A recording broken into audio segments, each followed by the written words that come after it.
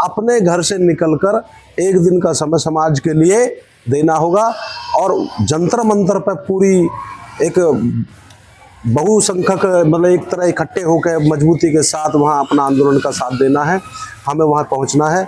इसी कड़ी में मैं आमंत्रित करना चाहूँगा हमारे दिल्ली से आए राष्ट्रीय कार्यकारिणी के ही अधिकारी माननीय बीडी सुजात जी, वो आए और अपने विचार रखें। सबसे पहले मैं करुणा के सागर तथागत गौतम बुद्ध, परम पूज्य बोधिसत्व बाबा साहेब अम्बेडकर और बहुजन समाज में जन्मे सभी महापुरुषों को कोटि कोटि बार वंदन करता हूँ।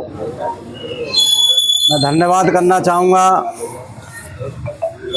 आदरणीय ज्ञान सिंह जी का, जिनके निवेदन पे हमारे समता सैनिक दल के सुप्रीमो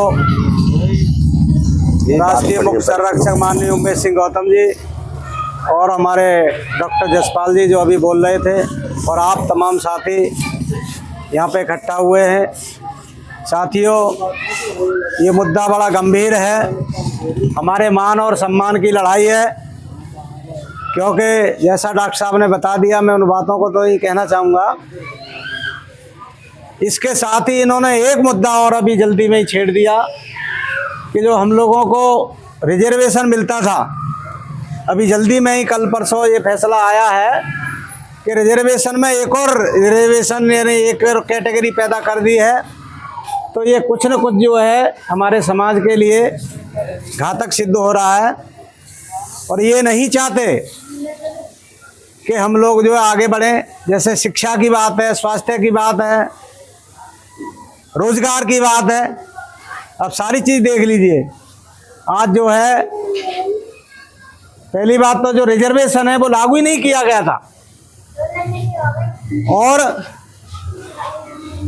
उसके अलावा लागू पूरा नहीं हुआ, और उसके साथ ये सब कैटेगरी लगा दी। अब जो क्रिमिनल शब्द लगा दिया, क्रिमिनल लेकर के ये अपने पिछड़ी जाति को तो बिल्कुल दे ही नहीं रहे, और एससी को भी अब नहीं दे रहे, चाहे वो हमारे विश्वविद्यालय हों। तमाम हमारे जो प्रोफेसर हैं, अभी के ताज़ा उदाहरण हैं जैसे डॉक्टर ऋतु सिंह है, उसको सिर्फ इसलिए निकाल दिया कि वो अम्बेडकरवादी थी, जगह जगह आंदोलनों में जाती थी, बात करती थी समाज की, तो उसको इसलिए निकाल दिया।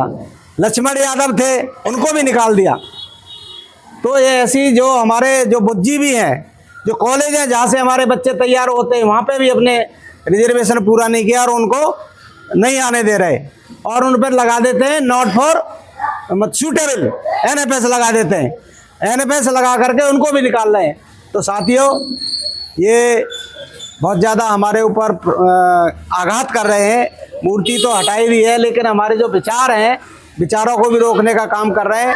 जब आदमी शिक्षित नहीं होगा तो कैसे प्राप्त करेगा? जब लड़ना प्रारंभ किया तो इन्होंने एजुकेशन को पूरी तरह से नष्ट कर दिया। आज हम IAS या मतलब IAS नहीं, मैं उनके डॉक्टर, इंजीनियर, प्रोफेसर, इनकी जो फीसें हैं इतनी महंगी कर दी हैं कि आप बच्चों को पढ़ा ही नहीं सकते। कई लाख रुपए, 50 लाख रुपए, 1 करोड़ रुपए जो फीस कर दी है।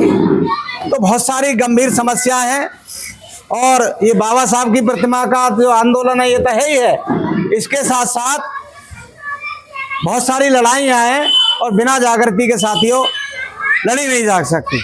दूसरा जो है, जो हमारे विचारों की जो सरकार है उसकी भी स्थिति खराब है, हमें उसके लिए भी अपनी तैयारी करनी है। तो उसके लिए साथियों एक यही रास्ता है कि हम संगठित हों ज़्यादा से ज़्यादा, और बिना समता सैनिक दल के माध्यम से, जैसा डॉक्टर साहब ने बताया कि प्रातःकालीन संज्ञान जब तक हम नहीं लगाएंगे तो समाज जो है जागृत नहीं होगा, और बड़ी तादाद में जो लोग इकट्ठे नहीं होंगे। तो मैं इस अवसर पर यही अनुरोध करूंगा आप सभी से कि हमारे सामने परिस्थितियां बड़ी विकट हैं। अब आज की डेट में सारे जो अधिकार हैं हमारे, चाहे नौकरी के, रोजगार के, शिक्षा के, स्वास्थ्य के सारे जो है अधिकार छीनते जा रहे हैं। तो इसीलिए मेरा निवेदन है कि भाई समाज में जो काम करता है, समाज के क्षेत्र में जो आगे बढ़ता है, काम करके आता है, लोग उसी को जानते हैं। नहीं तो आदमी में और जानवरों में कोई फर्क नहीं,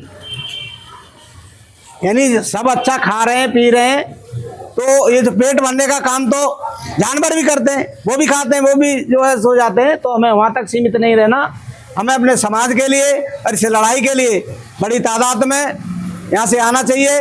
और 9 अगस्त के लिए मैं निवेदन करूँगा, अभी सभी सम्मानित साथी बैठे हैं, हमारे चंद्रपाल जी भी बैठे हैं, बहुत पुराने साथी हैं, और भी तमाम साथी बैठे हैं। मैं चाहता हूँ कि यहाँ से कम कासने से 3-4 बसें भर के आनी चाहिए क्षेत्र से, जिससे कि हमारा जो कार्यक्रम है वो सफल हो सके। मैं इसी के साथ अपनी बात समाप्त करता हूँ। जय भीम, जय भारत, नमो बुद्धाय। बहुत बहुत धन्यवाद। और